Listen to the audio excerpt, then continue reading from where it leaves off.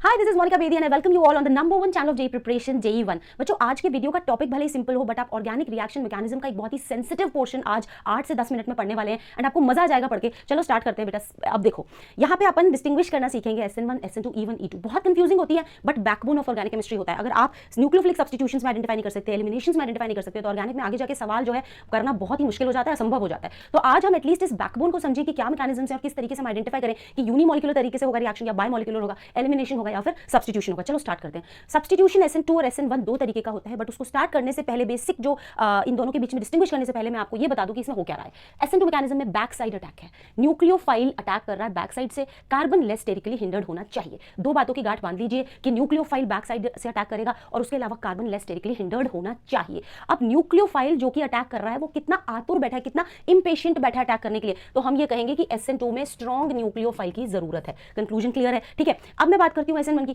SN1 में क्या आपको न्यूक्लियोफाइल दिखाई दे रहा है? शुरुआत में नहीं दे रहा है। इसका मतलब SN1 का न्यूक्लियोफाइल कैसा होगा? वीक न्यूक्लियोफाइल होगा, जिसके आने से पहले ही लीविंग ग्रुप जा रहा है। लीविंग ग्रुप को भेजने में फैसिलिटेट कौन कर रहा है? सॉल्वेंट। अब यहां दो बातें आती हैं, एक तो सॉल्वेंट ऐसा हो जो लीविंग ग्रुप को उखाड़ के ले जाए, तो ऐसा सॉल्वेंट कौन हो सकता है? पोलर प्रोटिक सॉल्वेंट बोलते हैं हम इनको, जो कि हाइड्रोजन बॉन्ड बनाने के काबिल होते हैं। ठीक है, किसके साथ में? लीविंग ग्रुप वगैरह के साथ में। तो polar protic solvent basically leaving group को ले जाने में मदद करता है। ये पॉइंट नंबर 1 है। पॉइंट नंबर 2 है आपका जो after the leaving group departs, leaving group के जाने के बाद जो बना है इंटरमीडिएट वो स्टेबल होना चाहिए। तो स्टेबल इंटरमीडिएट किससे बन सकता है? 3 डिग्री हैलाइड से बन सकता है।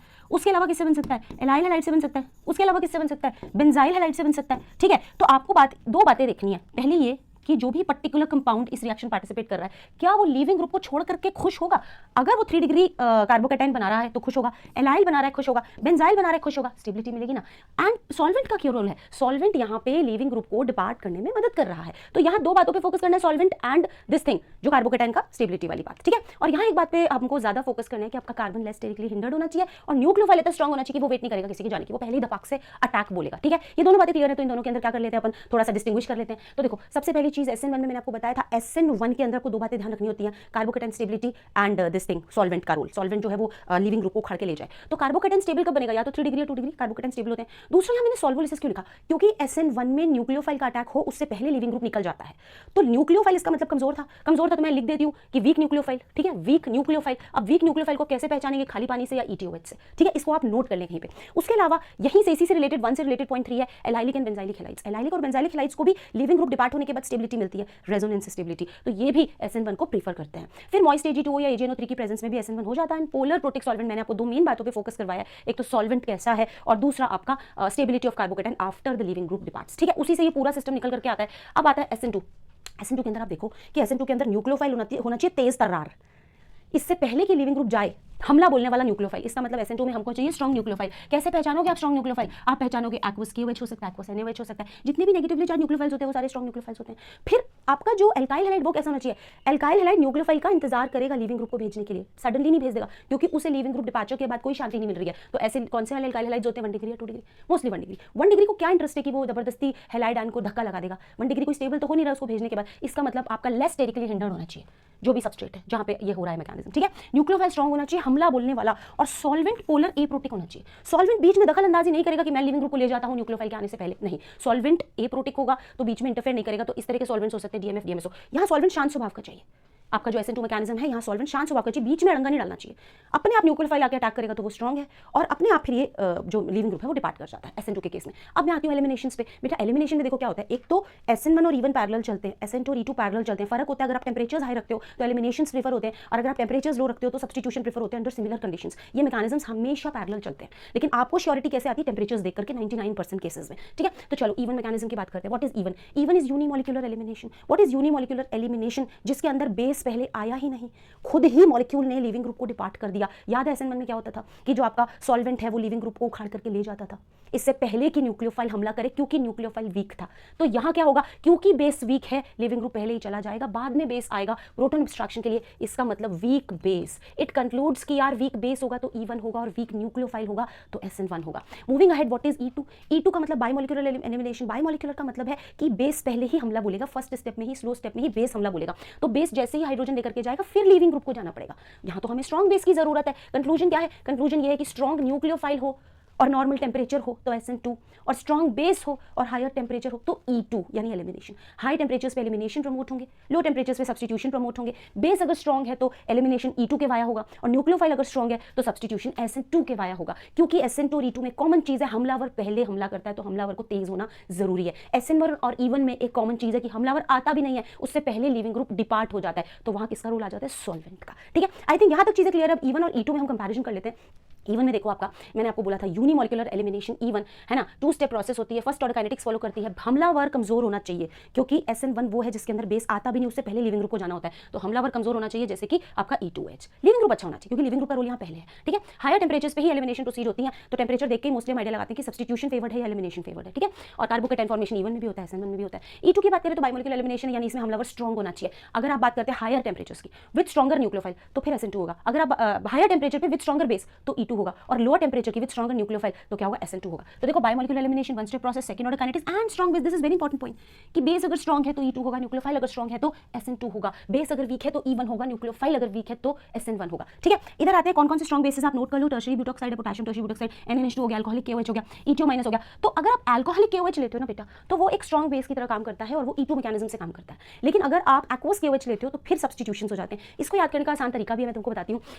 अल्कोहल, शराब, इससे तो पूरी दुनिया एलिमिनेट हो जाती है, तो अगर आपने NaOH या KOH अल्कोहलिक ले लिया तो एलिमिनेशन प्रिफर्ड रिएक्शन ये होगा। ठीक है, चलो अब मैं आगे प्रोसीड करती हूँ। जो भी मैंने आपको अब तक बताया उसको थोड़ा सा समराइज में करना चाहूंगी इन टर्म्स ऑफ हमलावर। हमलावर मेरा मतलब है बेस है या न्यूक्लियोफाइल है, तो मैं कहूंगी तेज तर्रार हमलावर या तेज तर्रार जिसमें न्यूक्लियोफाइल हो सकते हैं, स्ट्रॉन्ग न्यूक्लियोफाइल्स, स्ट्रॉन्ग बेसेस हो सकते हैं। ये कौन से वाले मैकेनिज्म्स प्रेफर करते हैं? हायर टेम्परेचर पे E2, ठीक है, और लोअर टेम्परेचर्स पे SN2। SN2 तब जब न्यूक्लियोफाइल स्ट्रॉन्ग हो, E2 तब जब बेस स्ट्रॉन्ग हो। सॉल्वेंट के लिहाज से देखिए तो सॉल्वेंट का क्या रोल होता है? सॉल्वेंट लिविंग ग्रुप को उखाड़ के ले जा सकता है बिफोर न्यूक्लियोफाइल कम। तो अगर आपका सॉल्वेंट कैसे प्रोटिक है और वो पहले उखाड़ के ले जा पाने के काबिल है तो SN1 प्रेफर्ड होगा, और हायर टेम्परेचर्स पे E1 भी प्रेफर्ड हो सकता है।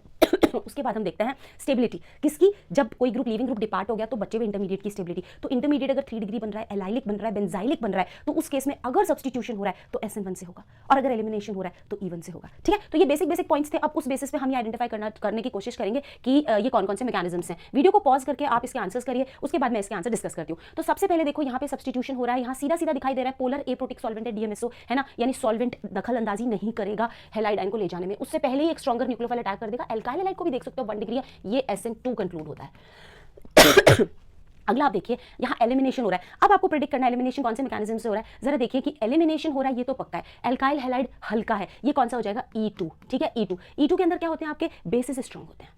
SN2 के अंदर क्या होते हैं? न्यूक्लियोफाइल स्ट्रॉन्ग होता है। ठीक है, थर्ड मैकेनिज्म पे मैं आती हूँ। जरा ब्रोमीन हट के OH लग गया है। अब इसके अंदर देखो, हुआ तो सब्स्टिट्यूशन है, बट कौन सा सब्स्टिट्यूशन हुआ होगा? डिग्री प्रेडिक्ट करो, 1 2 3 डिग्री अल्काइल हैलाइड है तो SN1 के द्वारा ये पर्टिकुलर रिएक्शन हुई होगी। ठीक है, इधर देखो ये बेस हमको काफी स्ट्रॉन्ग बेस दिख रहा है, पर हालांकि ये 2 डिग्री है। अब 2 डिग्री के लिए अपन प्रेडिक्ट नहीं कर सकते कि भाई क्या होने वाला है, यूनिमॉलिक्यूलर होगा या बायमॉलिक्यूलर, क्योंकि आपने देखा कि 2 डिग्री तो दोनों शो करता है। तो अब अपन कैसे डिसाइड करें कि यार ये फिर सब्स्टिट्यूशन हो रहा है, एलिमिनेशन? देखो यहाँ पता लग रहा है एलिमिनेशन हो रहा है, और एलिमिनेशन हो रहा है बट कौन सा वाला हो रहा है? E1 हो रहा है या E2 हो रहा है? वो 2 डिग्री को देख करके तो बिल्कुल प्रेडिक्ट नहीं कर पा रहे हम। तो कैसे प्रेडिक्ट करेंगे? हम प्रेडिक्ट करेंगे स्ट्रॉन्ग बेस को देखते हुए। इसका मतलब ये होगा आपका E2। ठीक है, this will happen through E2। आगे हम बढ़ते हैं, इस मैकेनिज्म को देखो जरा। सबसे पहले इसको देखो, इसमें हो क्या रहा है, मतलब न्यूक्लियोफिलिक सब्स्टिट्यूशन हो रहा है, एलिमिनेशन हो रहा है। मैं ये देख पा रही हूँ कि यहाँ पे हो रहा है आपका सब्स्टिट्यूशन। अब यहाँ सब्स्टिट्यूशन हो रहा है और अपन देख रहे हैं कि एक पोलर एप्रोटिक सॉल्वेंट है जो दखल अंदाजी नहीं करेगा, जो लिविंग ग्रुप को नहीं लेके जाएगा। इसका मतलब बैक साइड से हमला हो जाएगा न्यूक्लियोफाइल का, यानी कि SN2। ठीक है, उसके बाद देखो अब इसके अंदर क्या हो रहा है? इसके अंदर भी आपका सब्स्टिट्यूशन हो रहा है, इसके अंदर भी क्या हो रहा है? सब्स्टिट्यूशन हो रहा है। अब यहाँ सब्स्टिट्यूशन हो रहा है और पोलर एप्रोटिक सॉल्वेंट है, सेम है SN2। ठीक है, क्योंकि 2 डिग्री केस में हम वैसे नहीं प्रेडिक्ट कर पाते। 2 डिग्री दोनों मैकेनिज्म से जा सकता है, कभी सॉल्वेंट देख के तो कभी न्यूक्लियोफाइल के नेचर देख के हमें प्रेडिक्ट करना पड़ता है। ठीक है, उसके बाद इधर देखो, इधर एलिमिनेशन हो रहा है क्योंकि स्ट्रॉन्ग बेस है। मैंने थोड़ी देर पहले टेबल के अंदर आपको NaNH2 को एज अ स्ट्रॉन्ग बेस बताया था, ये रहा देखो E2। तो ये कौन सा मैकेनिज्म हो जाएगा आपका? E2। ऑलराइट, अब मैं आगे बढ़ती हूँ। इसको देखो नेक्स्ट वाले को, यहाँ पे भी आपका सब्स्टिट्यूशन हो रहा है, किसके थ्रू हो रहा है? NH3। पर इधर देखो डिग्री क्या है? 3 डिग्री है। अगर 3 डिग्री है तो पक्का जो सब्स्टिट्यूशन है वो SN1 से हो रहा है। हमने नेचर ऑफ एल्काइल हैलाइड के थ्रू आइडिया लगा लिया। ठीक है, फिर उसके अलावा अब आप इसको देखो, यहाँ पे क्या हो रहा है? इधर OTS लगा हुआ है और इधर I, इसका मतलब सब्स्टिट्यूशन हो रहा है, और सब्स्टिट्यूशन एक पोलर एप्रोटिक सॉल्वेंट में हो रहा है, 1 डिग्री है। इसका मतलब ये क्या होगा? SN2। ठीक है, so this is how it is done. मेरे ख्याल से आपको मैकेनिज्म्स अच्छे से समझ में आएंगे, और अगर इस वीडियो से आपको थोड़ी भी हेल्प मिली है तो हमारे चैनल को जरूर सब्सक्राइब कर लेना, वीडियो को लाइक कर दो, शेयर कर दो with as many students, as many friends as you can. ठीक है, और अब मैं आपको बताऊंगी कि हमारी ऐप पे G1+ plus batches and genius plus batches already live है, जहां तुमको कंप्लीट एक्सेस जीवन बैच की भी मिलती है, तुम्हें 60 से ज्यादा रैंक बूस्टर क्लासेस मिलती हैं, जहां तुमको ढेरों ऐसे सवाल कराए जाते हैं जिनके आने की प्रोबेबिलिटी तुम्हारे जेईई एग्जाम में काफी ज्यादा अधिक है, क्योंकि वो सवाल ये सभी टीचर्स बैठ करके प्रीवियस ईयर के क्वेश्चन पेपर्स को एनालाइज करके फिर डिजाइन करते हैं। तो ऐसा जबरदस्त क्वालिटी कंटेंट आपको मिलने वाला है, तो आप जरूर इसका हिस्सा बने। तो रैंक बूस्ट तो आपकी देखो भाई इसमें आओगे तो 100% मुझे लगता है हो ही जाएगी। एंड जीनियस हमारा 2025 का है और जो जीवन है वो 2024 एस्पिरेंट्स का है, ठीक है। इसके अलावा हमारे पास फ्री कंटेंट भी है, उसको भी एक्सेस करो आप। सारे चैप्टर्स के फ्री टेस्ट लगे हुए हैं, आप उन टेस्ट्स को दो। आपको जहां भी कोई डाउट आ रहा है, कुछ भी प्रॉब्लम आ रही है, उसके सॉल्यूशंस गिवन है, उसके भी जरूर आप एक्सपीरियंस लो एंड शेयर करो हम लोग के साथ में, है ना। एंड बच्चों वीडियो को लाइक एंड शेयर जरूर करना, चैनल को सब्सक्राइब जरूर करना। अगर आपको मैकेनिज्म से रिलेटेड और भी वीडियोस चाहिए हो, do let me know, please मुझे बताना जरूर। एंड मैं चाहती हूँ tata bye bye, love you all.